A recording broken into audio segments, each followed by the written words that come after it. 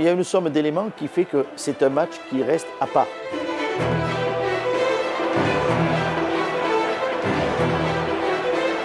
« 42 000 personnes dans un stade qui pouvait en contenir peut-être 35-36. Pour le stade Chabandelmas-Lescure, c'est toujours le record, il n'a jamais été battu évidemment parce qu'on était en surpopulation, ça débordait de partout, c'était archi comble et on sentait qu'on pouvait tout tenter, tout oser, tout entreprendre sans risque de quelquefois d'entendre, s'il n'y avait pas réussite, un petit peu des reproches de la part du public. Non.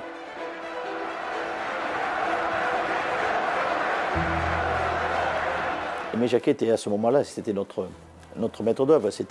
C'était lui qui coachait cette équipe, l'équipe que nous étions. Il y avait beaucoup de joueurs internationaux, mais il a mené sa touche personnelle sur le plan de l'exigence, de la rigueur. C'était facile pour lui, c'était facile pour nous. Nous, on savait très bien comment se comporter dans cette équipe. Lui, il savait très bien comment on allait se comporter.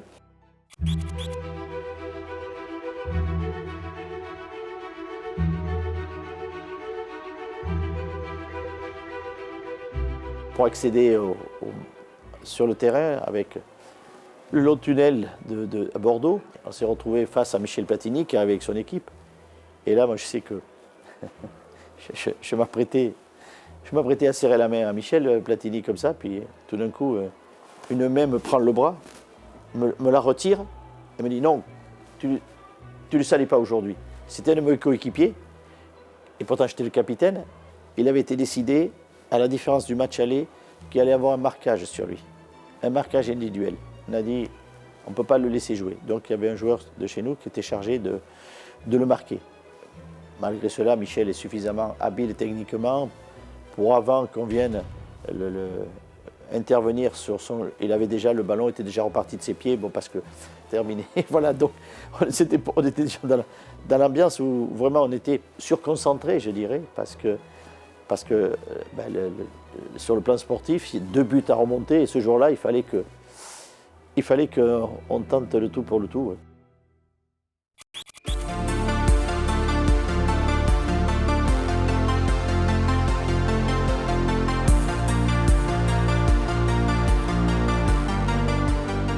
C'était une équipe constituée de champions du monde qui avait l'habitude de ce niveau-là. On entame ce match évidemment avec beaucoup d'engagement.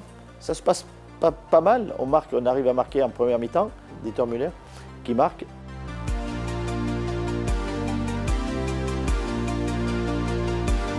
Et en seconde mi-temps, ils nous ont posé des problèmes. On a eu une situation un petit peu difficile.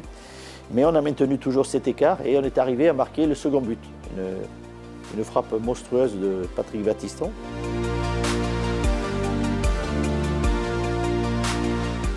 L'espoir est peut-être permis. L'exploit.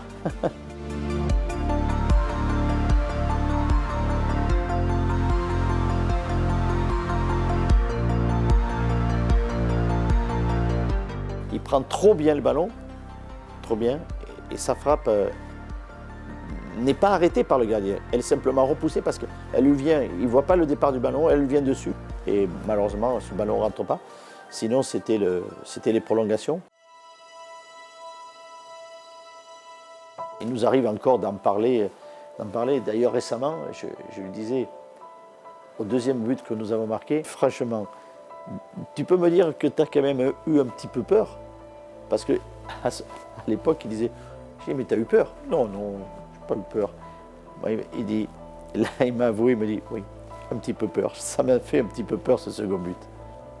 Je me déplace en France, on me parle de Séville. Je me déplace à Bordeaux, on me parle de la Juventus. Voilà pour illustrer un petit peu ce que peut représenter le match de ce jour-là.